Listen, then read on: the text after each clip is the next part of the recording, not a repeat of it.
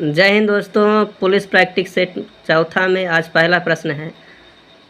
DISE दिया है, रसायनों का एक समूह है जो कोशिका विभाजन और पौधों के गठन को प्रभावित करता है।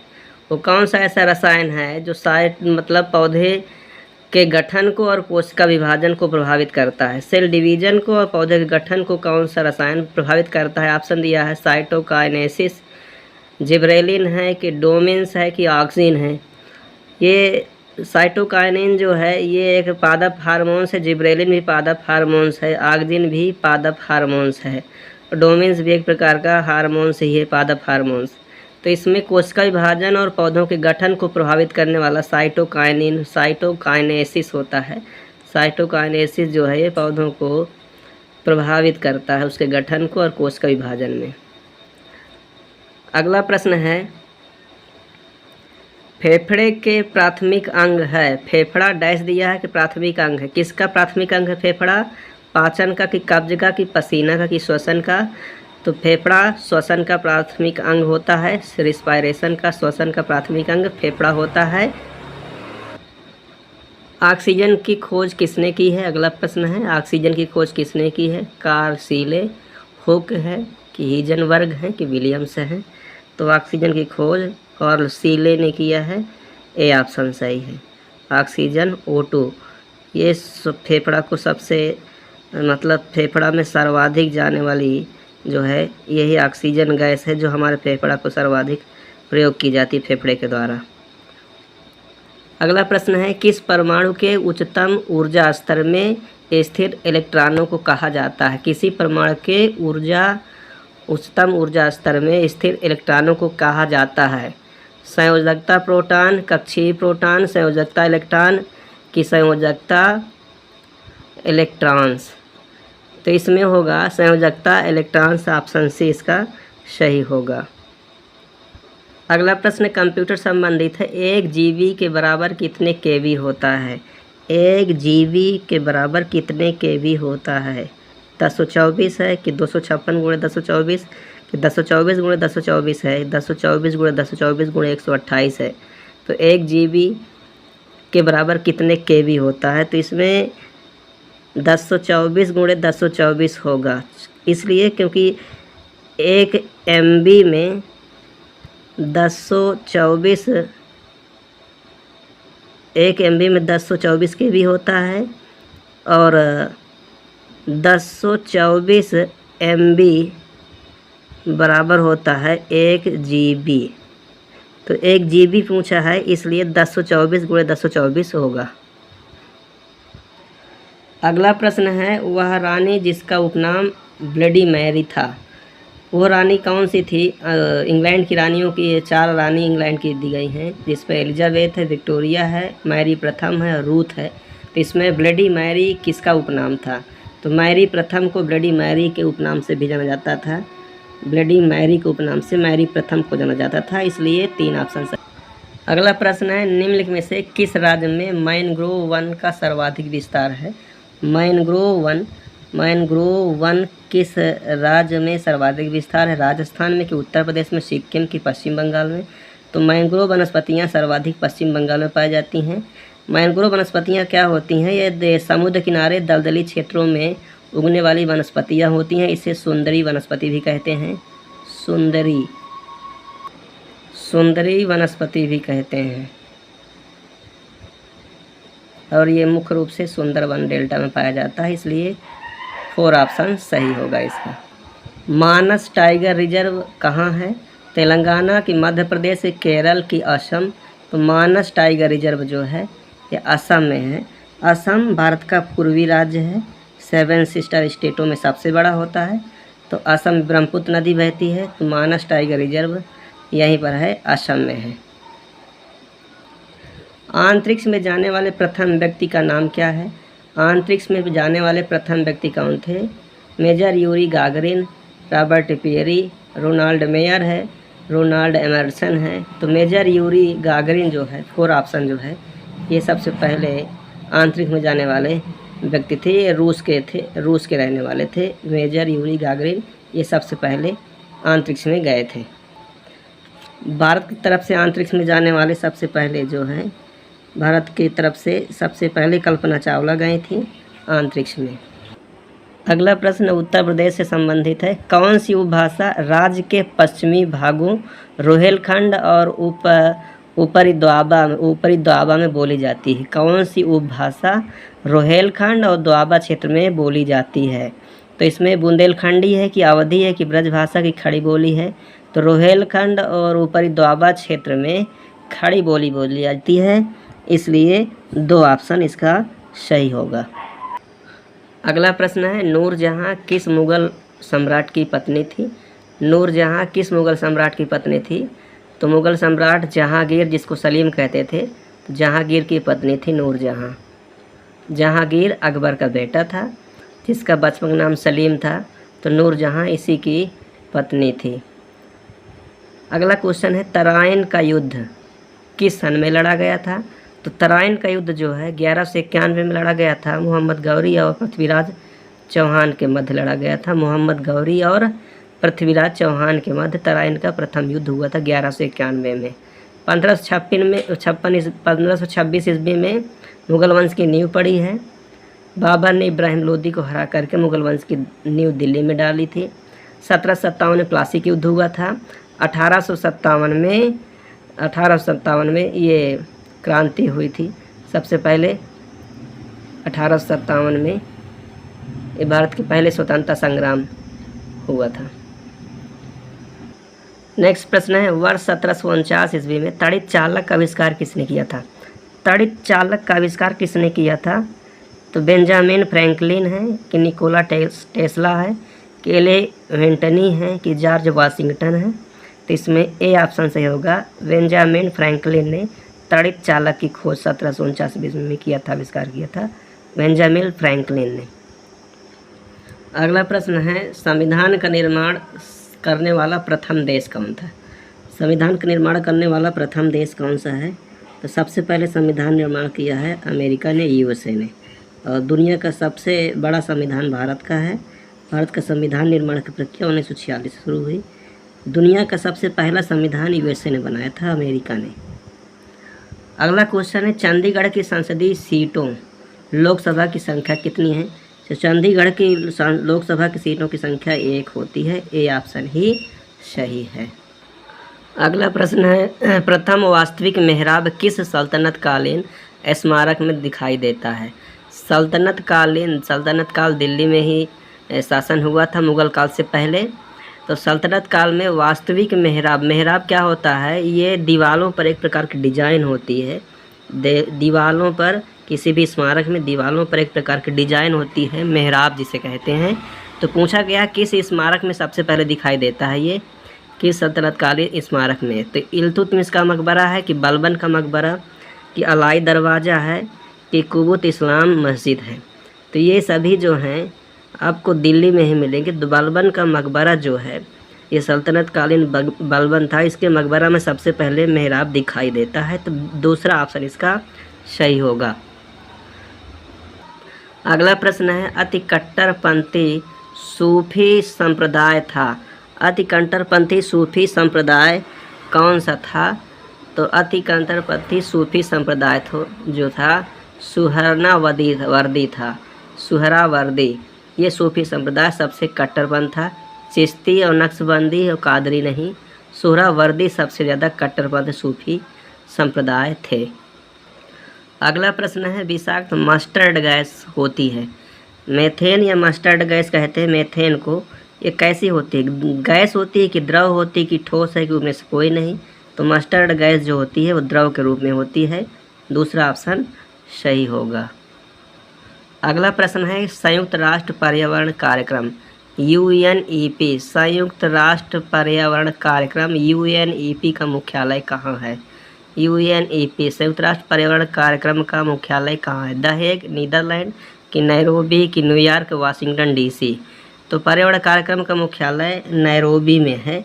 तो 2 ऑप्शन इसका सही होगा, दूसरा।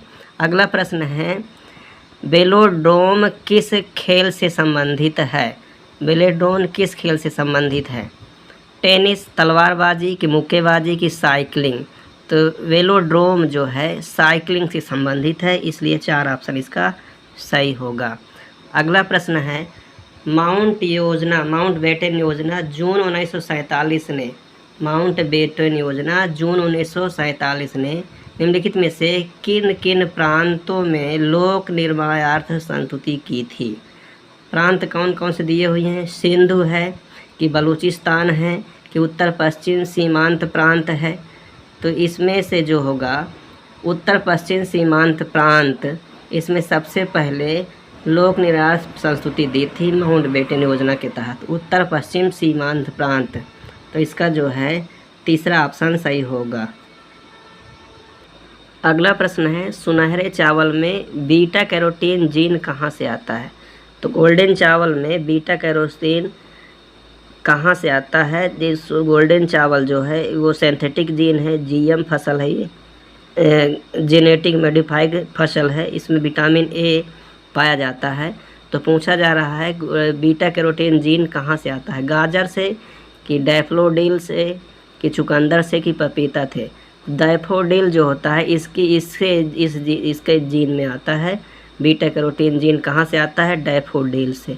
डैफोडिल से आता है बीटा कैरोटीन जीन गोल्डन चावल में। ये एक प्रकार का सिंथेटिक चावल होता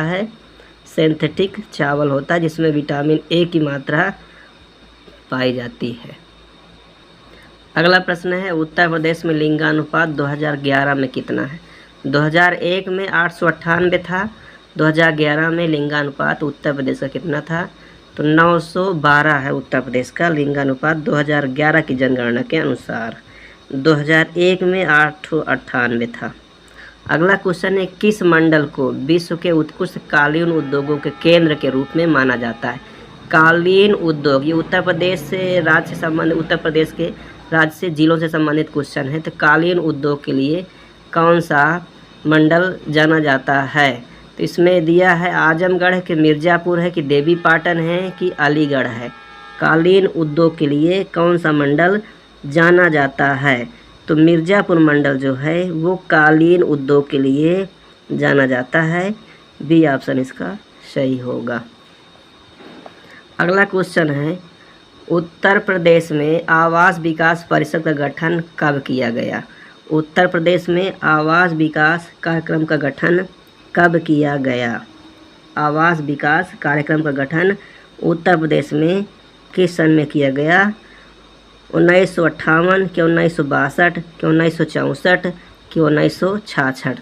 तो आवास विकास परिषद का गठन उत्तर प्रदेश में 1966 में किया गया है, इसलिए 4 ऑप्शन इसका सही होगा।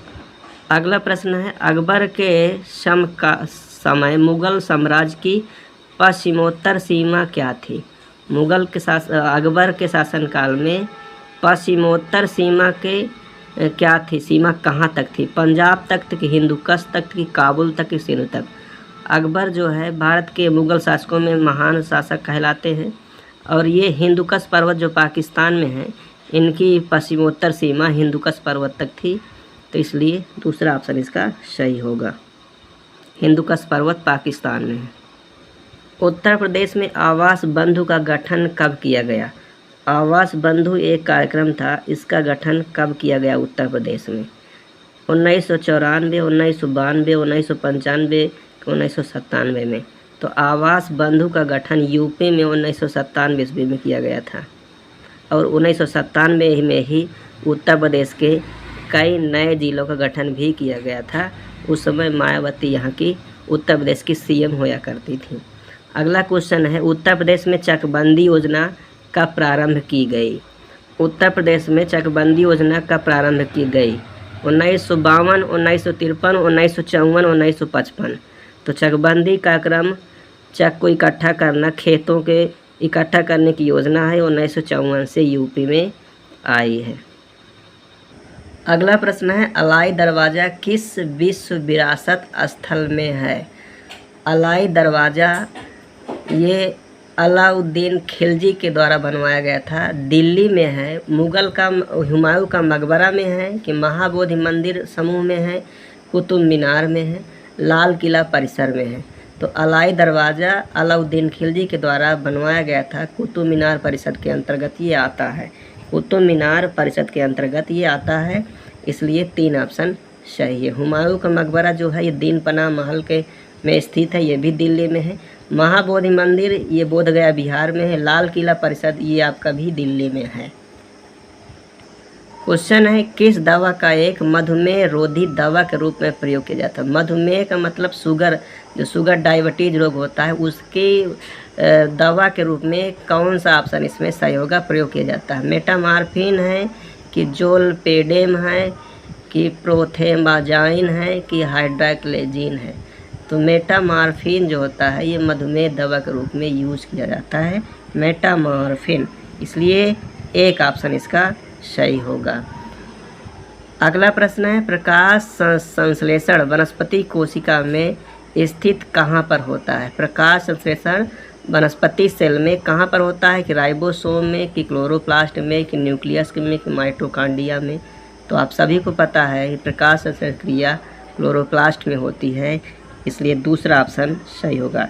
हरी पत्तियों में क्लोरोप्लास्ट पाया जाता है और प्रकाश संश्लेषण जो है इसी में होता है। अगला प्रश्न है वह कोशिका अंग है जिसमें श्वसन और ऊर्जा उत्पादन के जैसी जैव रासायनिक प्रक्रियाएं होती हैं। वो कोशिका का अंग कौन सा है जिसमें श्वसन और ऊर्जा उत्पादन जैसी जैव रासायनिक प्रक्रियाएं होती हैं। माइटोकॉन्ड्रिया है कि क्लोरोप्लास्ट है कि राइबोसोम है कि न्यूक्लियस है। तो जिसमें श्वसन और ऊर्जा उत्पादन संबंधित जैव रासायनिक प्रक्रियाएं होती हैं इसको हम माइटोकॉन्ड्रिया कहते हैं। इसको कोशिका का पावर हाउस भी कहा जाता है। ये ऊर्जा उत्पादन होता है और जैव रासायनिक श्वसन संबंधित क्रियाएं भी इसमें होती हैं। कोशिका का श्वसन अंग भी इसे कहते हैं। क्लोरोप्लास्ट प्रकाश संश्लेषण क्रिया होता है। राइबोसोम प्रोटीन निर्माण करता है, कोशिका का सबसे छोटा अंग होता है। और न्यूक्लियस कोशिका का ब्रेन कहते हैं, इसमें डीएनए होता है। अगला प्रश्न है एलपीजी का मिश्रण है मेथेन और ब्यूटेन, ब्यूटेन और प्रोपेन, मेथेन और प्रोपेन, इथेन और प्रोपेन। तो एलपीजी जिसे रसोई गैस कहते हैं आपको सभी को पता है, ब्यूटेन और प्रोपेन का ही मिश्रण होता है, इसलिए 2 ऑप्शन इसका सही होगा। अगला प्रश्न है बांदीपुर राष्ट्रीय उद्यान किस राज्य में है। तो बांदीपुर राष्ट्रीय उद्यान कर्नाटक में है। ये टाइगर के लिए प्रसिद्ध है, टाइगर संरक्षण के लिए बांदीपुर नेशनल पार्क कर्नाटक में है। अगला प्रश्न है भारत का सबसे बड़ा समाचार पत्र कौन सा है। भारत का सबसे पहला समाचार पत्र कौन सा है। भारत का सबसे पहला समाचार पत्र कौन सा है। बॉम्बे गजट की बंगाल गजट की बॉम्बे टाइम्स है कि हिंदुस्तान टाइम है। तो भारत का सबसे पहला समाचार पत्र जो है बंगाल गजट है। बंगाल गजट ये बांग्ला भाषा में लिखा गया था, बांग्ला भाषा में ये लिखा गया था। अगला प्रश्न है भारत के किस राज्य का सबसे लंबा समुद्री किनारा है। मतलब भारत के किस राज्य का समुद्री तट रेखा सबसे लंबा है। गुजरात है, तमिलनाडु, केरल, महाराष्ट्र है। तो आप सभी को पता है सबसे लंबा समुद्री तट गुजरात का है। गुजरात की राजधानी गांधीनगर है। हमारे वर्तमान प्रधानमंत्री वहीं के रहने वाले। अगला क्वेश्चन लंदन की राजधानी, लंदन कहाँ की राजधानी है। फिलीपींस की, मालदीव की, स्पेन की, यूनाइटेड किंगडम। तो लंदन जो है यूनाइटेड किंगडम की राजधानी है, जिसे हम यूके कहते हैं। ब्रिटेन यूरोप महाद्वीप में आता है। अगला प्रश्न है और आज के सेशन का आखिरी प्रश्न है रोडोल्फ हिटलर कहाँ के रहने वाले थे। फ्रांस के कि जर्मनी के, यूनाइटेड किंगडम के, स्पेन के। रोडोल्फ हिटलर कहाँ के रहने वाले थे। तो ये जर्मनी के तानाशाह थे, जर्मनी के रहने वाले थे। रोडोल्फ हिटलर जर्मनी के तानाशाह कहलाते थे, इसलिए दूसरा ऑप्शन इसका सही होगा। दोस्तों आज इतना ही। इसी प्रकार से हम यूपी अभी जो यूपी पुलिस का पेपर होने वाला है उसका री एग्ज़ाम होने वाला है जुलाई में, तो उसी से संबंधित हम ये प्रैक्टिस सेट करवाते हैं। चैनल में बने रहिए, शेयर करिए, लाइक करिए, अपने दोस्तों को भेजिए। जय हिंद, जय भारत।